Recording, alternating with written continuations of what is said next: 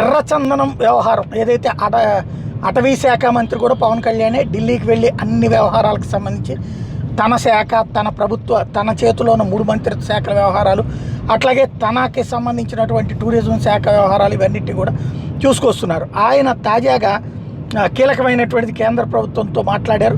ఎర్రచందనం అమ్మకాలు ఎగుమతుల ప్రక్రియని సింగిల్ విండో విధానానికి మార్చాలని, తద్వారా అంతర్జాతీయ స్థాయిలో నిర్వహించే ఈ వేలంలో మెరుగైన ఫలితాలు వస్తాయని కేంద్ర అటవీ పర్యావరణ శాఖ మంత్రి భూపేంద్ర యాదవ్కి సూచించారు.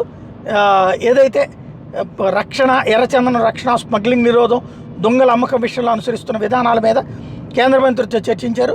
మరోవైపు బొటానికల్ సర్వే ఆఫ్ ఇండియా ఇటీవల ప్రతిపాదించిన ప్రకారం ఎర్రచందనం అమ్మకం ఎగుమతి చేసే విషయంలో సింగిల్ విండో విధానం వింటే మేలు జరుగుతుంది.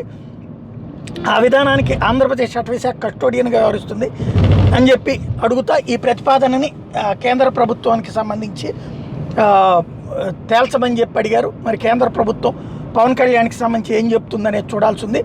ఆంధ్రప్రదేశ్ అటవీ శాఖ ఆధ్వర్యంలో ఎర్రచందనం గ్రేడింగు, వేలం, ఎగుమతి సాగిస్తుందని, తద్వారా ఈ వేలం ద్వారా రెవెన్యూ పెరుగుతుందని, ఏ రాష్ట్రంలో పట్టుబడినా ఎర్రచందనం అరుదైన వృక్ష సంపద ఆంధ్రప్రదేశ్ అటవీ ప్రాంతంలో పెరుగుతుంది కాబట్టి ఈ క్రమంలో కేంద్ర నిబంధనలు సవరించి ఆంధ్రప్రదేశ్ వెలుపల పట్టుబడిన ఎర్రచందనం కూడా సింగిల్ విండో వేలంలో భాగంగా మాకు ఇచ్చేసేయండి ఆంధ్రప్రదేశ్కి, అక్కడి నుండి మేము అమ్మి పెడతాం అని చెప్తున్నారు. తద్వారా పవన్ కళ్యాణ్ ఒక కీలకమైనటువంటి విధానపరమైన, అంటే వెరీ సింపుల్గా ఈజీగా అర్థమయ్యే భాషలో చెప్పాలంటే, దేశంలో ఎక్కడ ఎర్రచందనం పట్టుబడ్డా అది త్రూ ఆంధ్రప్రదేశ్కి సంబంధించినటువంటి కొండలు ఈ ప్రాంతాల నుంచి వెళ్తుంది కాబట్టి ఎక్కడ పట్టుబడ్డా అది తీసుకొచ్చి ఆంధ్రాకి ఇచ్చేసేయండి, మేము ఇక్కడ దాన్ని వేలం వేసుకునేందుకు డైరెక్ట్గా అనుమతి ఇవ్వండి అని అడిగారు. తద్వారా ఆంధ్రాకి ఆదాయం తెప్పించేటువంటి చర్యలు, ప్లస్ ఎక్కడికి పోయినా సరే అది ఎక్కడోడు సంపాదించుకోవడం కాకుండా ఆంధ్రాకి అన్నటువంటి కోణంలో ప్రతిపాదన చేశారు. మరి కేంద్రం ఏం చేస్తుందో చూడాలి.